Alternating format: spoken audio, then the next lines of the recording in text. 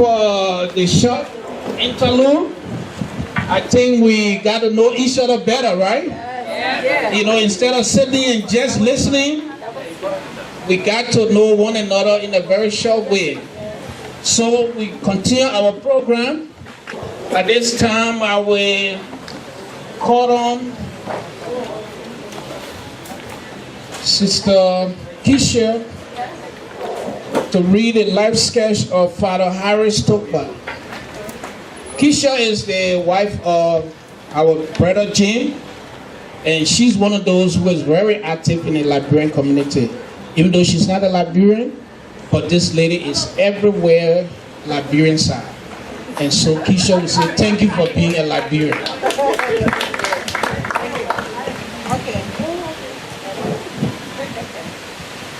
Mr. Harris Tokpah was born into the union of Mr. and Mrs. Tokpah, March 15, 1945, in Bone County, Liberia. He went to a technical vocational training institute where he became a mechanic as a young man at the time in Claratown, Liberia. He worked there for 4 years and later moved on to his parents in Division 28 in 1968. Later, in 1970, he was employed with Firestone Plantation Company, now called Firestone Liberia. In 1982, he was retired by the company in 2009 December. He moved to his village in Bone County with his wife, Martha Tokpah, making large rice farm. Later in 1984, he was called back by the company due to lack of power, store mechanics, and later was re-employed by the company. He had 9 children. Unfortunately, only 8 survived, with 9 grandchildren and 5 great-grandchildren. He worked without a day absent from the company, where he received a certificate to that aspect. He was able to send all his children to school, and they graduated from high school, but only one graduated from the University of Liberia. And 2 of his children are junior students in various universities in Liberia. He was a man of wisdom and very much interested in education. He passed at the age of 73 on July 10, 2018. He worked for 25 unbroken years for Firestone Company as power saw mechanic. He was also the new development department of Firestone. In Liberia, since his passing, his residence is filled with former workers, mates, mourners every day. His influential son, Samuel and Joel, friends are there to sympathize with the bereaved family. Rest in peace, Father Tokpah, until we meet again. What a beautiful life. He lived his life the best he knew. You know, many of us who come from Liberia, when they say you work for Firestone, Firestone, for those who don't know, is the largest rubber producing company. And in 1913, Liberia signed a 100-year lease with that company. And during that period, the people that worked for Firestone, they were treated like slaves. They worked so hard to earn all the wealth for that company, but they lived in abject poverty. When they say poverty, we used to pass through those areas to visit. You see the hut that they lived in during those days when Firestone were reaping the wealth. So I can imagine how dedicated our father was. He put all his time, because of what they knew, they produced the wealth, but they never got the just reward. But we pray that his grandchildren and children will one day justly be rewarded for the contribution that people like Father Tokpah did in Liberia. Today, Firestone is still in Liberia. The people are still suffering. It is what led to some of the war in Liberia today. And may his soul rest in peace for his contribution to the Liberian society. At this time, I will call upon You know, it's hard to memorialize your own dad. But, Jim, I know you gotta be strong. Just let it roll. All right?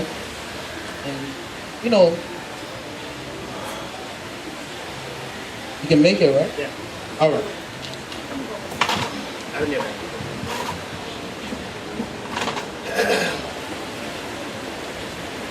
Good evening, friends, families, distinguished guests, ladies and gentlemen.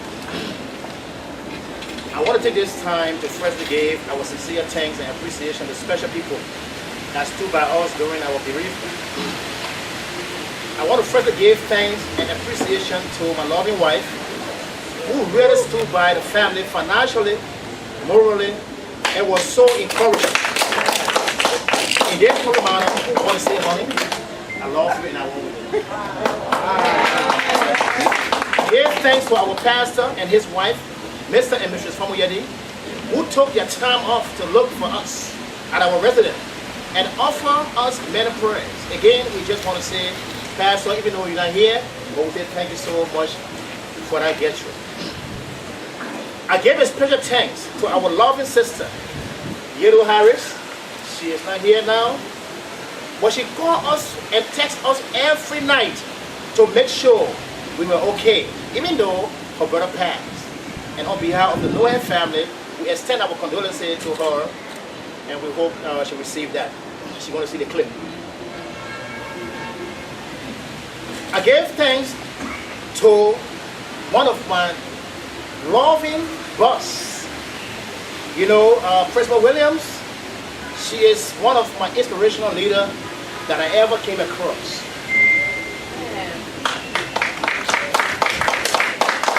She wrote a lot of encouraging words for me and the family to stay strong during our bereavement. And I just want to say thank you so much. Not forgetting our Liberia Community President, he is not here, His Excellency Mr. Jabo, who shared many loves with me and the family and encouraging us to hold on. I gave many thanks and appreciation to all my immediate family who are here on behalf of the family back home in Liberia, West Africa. I also want to take this time to give many thanks to my brother, Isaac Freeman, for what he does for our community. From the time the foundation called Vision for Children in Liberia was founded, 2014, to help support our children in Liberia, up to today, whenever I call on Freeman to do something, he goes the extra mile to do it. What a caring brother. Yeah. In this public manner, I want to acknowledge you, Brother Freeman. Thank you so much always. Thank you. I do appreciate it. Once more, thanks for all your hard work. I also give thanks to our chairman for the African Advisory Council, His Excellency Mori Koyati, for his many loves and support shown to us during our bereavement. Most importantly, a million sincere thanks and appreciation to Mr. and Mrs. Tudor, who opened their arms and said to us, this is your home, and welcome us as family to host this important memorial service. Family, thank you so much. I also want to extend our sincere thanks to my co-worker. And also, she happened to be my director also. Aisha Smith. I've been working at Express. I appreciate everything you do. You know, during the after school program, no matter I come late, she said, Mr. Noah, it's okay. But you know, but there is a joke. In my heart, I must confess to you today. I said it's okay because she knows that Mr. Noah has something up there. It's a joke. Lastly, I give thanks to everyone who took their time off to attend in order to create this occasion, which helped us to stay always from this deeply pain and sadness. Well, today, I can only speak for myself. But when I think of how my father touched my life, the first word that comes to my mind is admiration. I could stand here and list all the ways I admire Father Harris. But I would like to share a few reasons why I admire our Father Harris. First and foremost, his love and commitment for all the family was endless. Father, I called you a month before your death, and you told me you wanted to see me in order to give you your blessings. But now I can understand why. You always call my name. You call me your fee, the name you gave me for childbirth. And you stated, and I quote, focus on what is important. Don't ever respond to negative people. I learned that from you. I got a call on July 9th, 2018 that you were seriously sick and was rushed to Blue Side Hospital, fast from my DB County.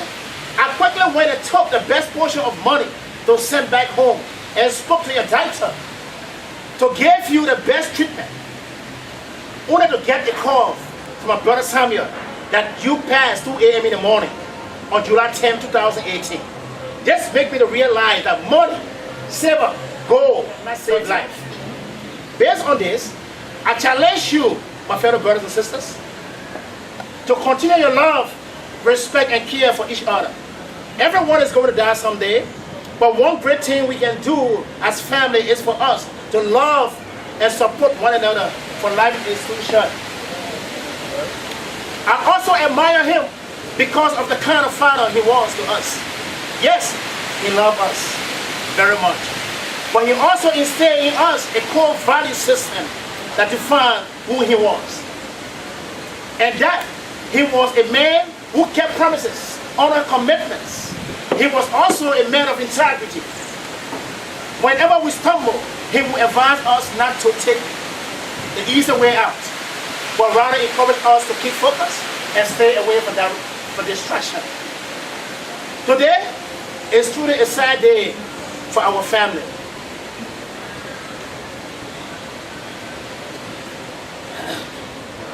He fully expected us to see things through, all the way to the end without failure.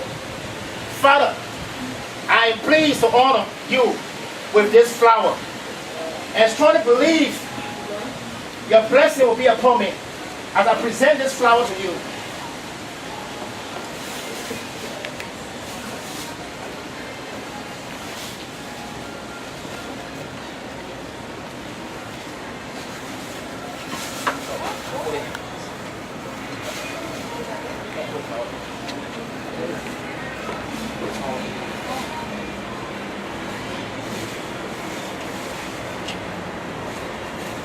Again, Father, I want to promise you that I will continue to help my brothers and sisters as well as the grandchildren as follows. Firstly, my brothers and sisters, Gamai, Peter, Emilia, Linda, Mercy, Samuel, Joel, and Esther. The grandchildren, Maria C., Naomi Tokpah, Simeon Gowi, Johnny Jala, Cesar H.T. King, Semilia T. King, and Eddie Bow. To conclude, Father, before I take my seat, I want to dedicate this point to you on behalf of the entire family. No fake words were spoken. No time to say goodbye. You were gone before we knew it. And only God knows why. My heart aches. It's sad as the secret tears flows. What it means to lose you, no one else can know. A presence from our family has gone. A voice we love is still. A place is vacant in our lives that never can be filled. The blow was great. The shock served. We never thought the end was near. And only those who have lost can tell. The pain of heartache without farewell. Your memory is our keepsake, from which we will never part. God may have you in his keeping, but we still have you in our hearts. We really miss you, Father, and pray that your soul rests in a perfect peace. Ladies and gentlemen, I thank you.